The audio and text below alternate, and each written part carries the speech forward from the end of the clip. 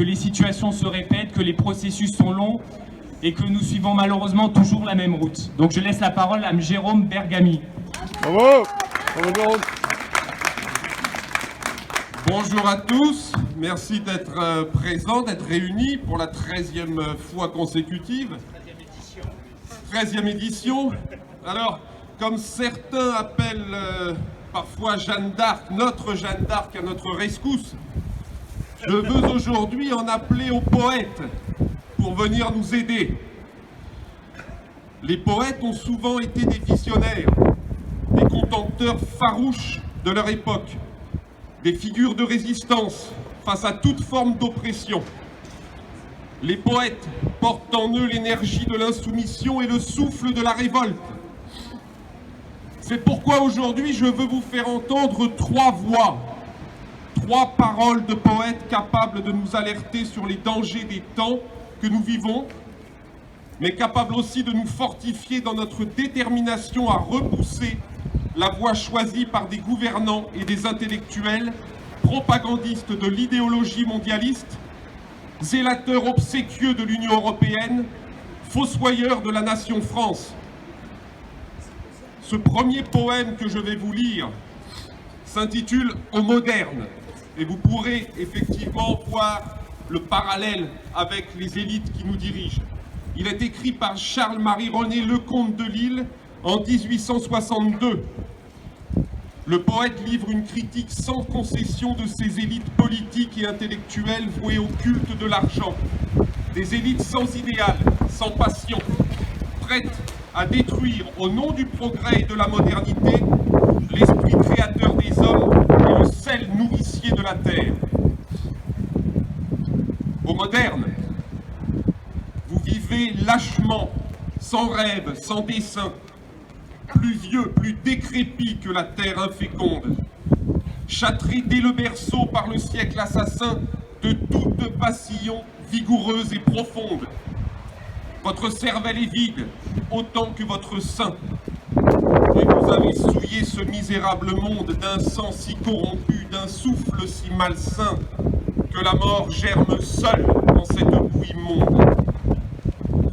Hommes, lueurs de Dieu, les temps ne sont pas loin, où sous un grand tas d'or, vautré en quelques coins, ayant rongé le sol nourricier jusqu'aux roches, ne sachant faire rien ni des jours ni des nuits, et perdu dans le néant des suprêmes ennuis, vous mourrez bêtement en emplissant vos poches. Lecomte de Lille, poème barbare, 1862. Bravo. Je reviendrai vous lire un autre texte. Notre réunion sera ponctuée de ces textes poétiques. Merci. Bravo. Merci Jérôme. Poème qui est l'œuvre d'Armand Robin, un poète natif de Bretagne, un poète visionnaire. En tant que breton, je voudrais vous dire visionnaire parce que breton. Mais vous y verriez peut-être une once de chauvinisme un peu exacerbée. En 1946, Armand Robin dresse le tableau noir de la déshumanisation de notre temps et vous délivre sa conséquence ultime. Vous pouvez aller voir, le parallèle est saisissant. Le poème s'intitule « Le programme en quelques siècles ». Le programme en quelques siècles, le voici. On supprimera la foi au nom de la lumière, puis on supprimera la lumière. On supprimera l'âme au nom de la raison, puis on supprimera la raison. On supprimera la charité au nom de la justice, puis on supprimera la justice. On supprimera l'amour au nom de la fraternité, puis on supprimera la fraternité. On supprimera l'esprit de vérité au nom de l'esprit critique, puis on supprimera l'esprit critique. On supprimera le sublime au nom de l'art, puis on supprimera l'art.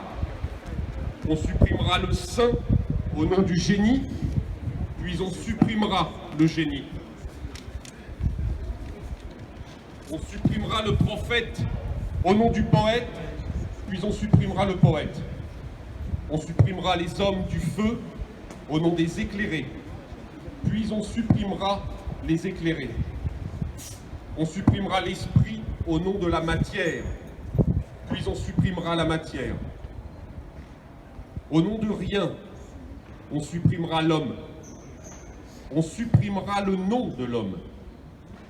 Il n'y aura plus de nom. Nous y sommes. Armand Robin, 1946, les poèmes indésirables. Bravo. Alors, je vais clore ce triptyque poétique par un poème écrit au cœur de la tourmente, écrit en 1942 par un poète qui s'appelle Robert Desnos. C'est un poème qui porte l'espérance. Il faut ouvrir un chemin de lumière. Robert Desnos donc a écrit ce texte en plein cœur de la Seconde Guerre mondiale, 2 ans avant d'être lui-même déporté et de mourir dans un camp en Tchécoslovaquie. C'est un texte puissant, porteur d'un élan vital irrépressible et source d'une grande espérance. Ce texte s'intitule « Demain ». Âgé de 100 000 ans, j'aurai encore la force de t'attendre au demain pressenti par l'espoir.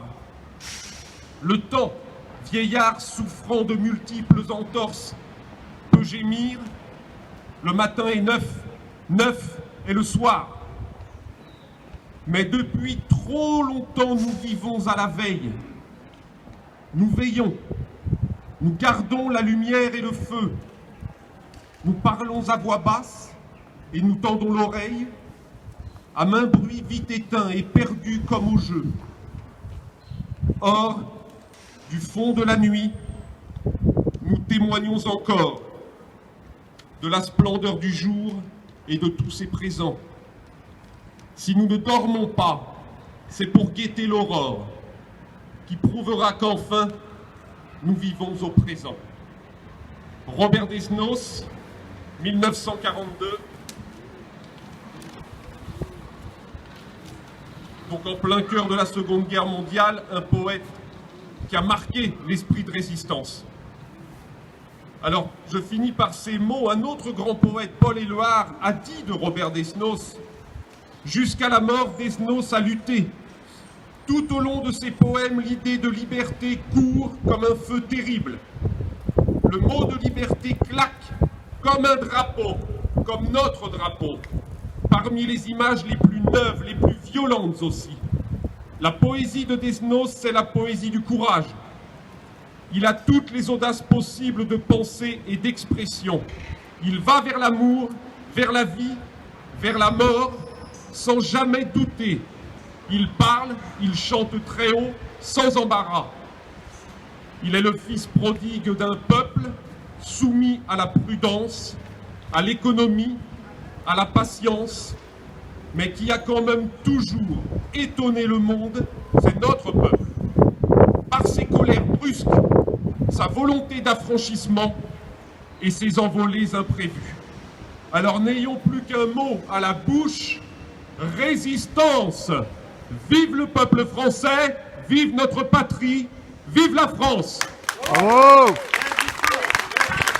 Résistance, résistance, résistance, résistance, résistance, résistance, résistance. Merci à vous tous.